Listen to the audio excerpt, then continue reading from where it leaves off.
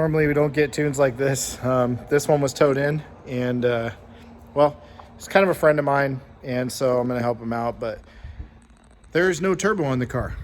So I was supposed to come in for a tune today, but he couldn't get the turbo on in time last night. He was struggling, so he towed the car in and he brought me the parts. We got a Cobb 20G.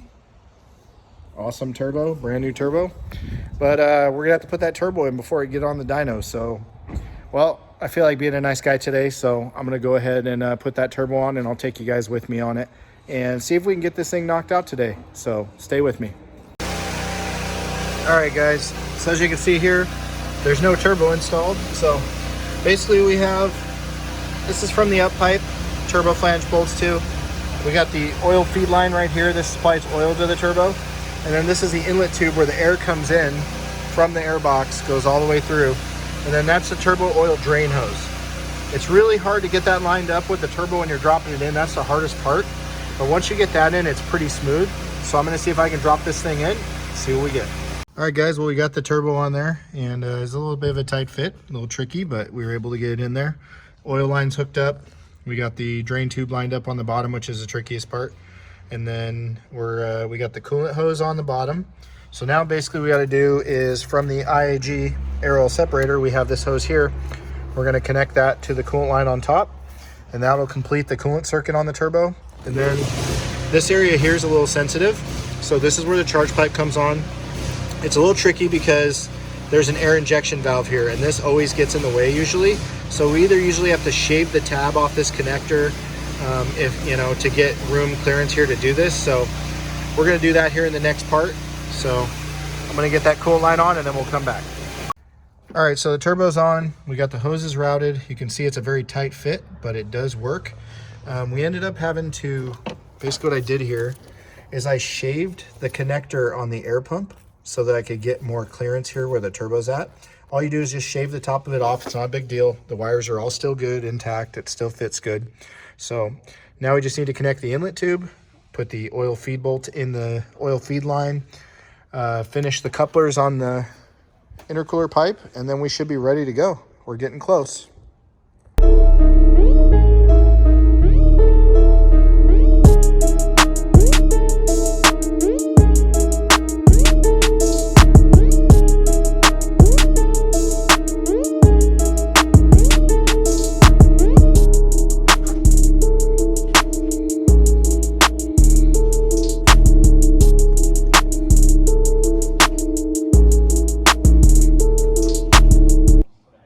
All right, we got this thing on the dyno, and we did a couple of pulls, and we ran into an issue. We can only hit about 7 PSI on the spring, which means the wastegate's got the wrong springs in it. Unfortunately, they're too small. So we're gonna have to pull this thing off the dyno and take the wastegate apart and switch the springs out if we wanna make any power tonight. So here we go. All right, we're back on this thing. We're under the car right now. I'm gonna show you guys. We had to take pretty much everything we did today apart besides the turbo because the wastegate spring that was installed by the manufacturer was too small for our application. Unfortunately, the wrong wastegate was ordered when this part was purchased, but you know, it happens. So we took it apart. We got everything over here on the bench, basically. Oh yeah, dropped the spring. But let me show you guys here. As soon as I find where it went. Oh. Yeah. All right, so we're back under the car here, and we got everything taken apart to get the wastegate spring out. This is the wastegate, that's the diaphragm. The spring normally sits right here, and then there's a cap on top. So we had to pull the downpipe, pull it all back apart, because the spring that was in it was only a 7 PSI. So we need a bigger spring than that, because we're planning on running a lot more boost today. So this is the lid basically right here to it. And this is the spring that was pre-installed, which is a 7-pound spring. When the customer ordered this wastegate, he did not know that he needed a 14 PSI spring pre-installed, so he ordered the 7. So unfortunately, we had to take it apart, so we're gonna put a bigger spring in it now and then put it back together, and then we can get back on the dyno and actually start making some power. All right, springs are in, wastegate's back together. It was a piece of cake, didn't even struggle at all, said no one ever. Yeah, fuck those things. Anyways, going back together now, downpipe's gonna go on. Now we can finally make some power, right, Jason? Yes. Yes. It's been a long day with this car, and we just want to get on the dyno and just start seeing some numbers. So here we go.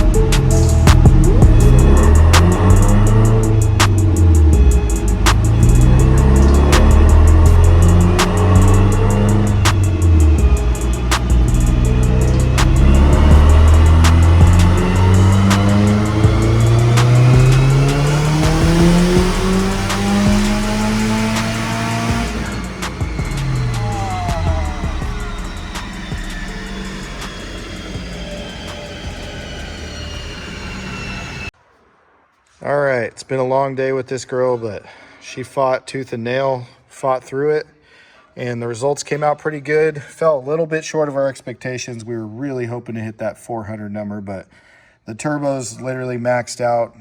We got 90% on the wastegate duty. We're all in, but she did all right.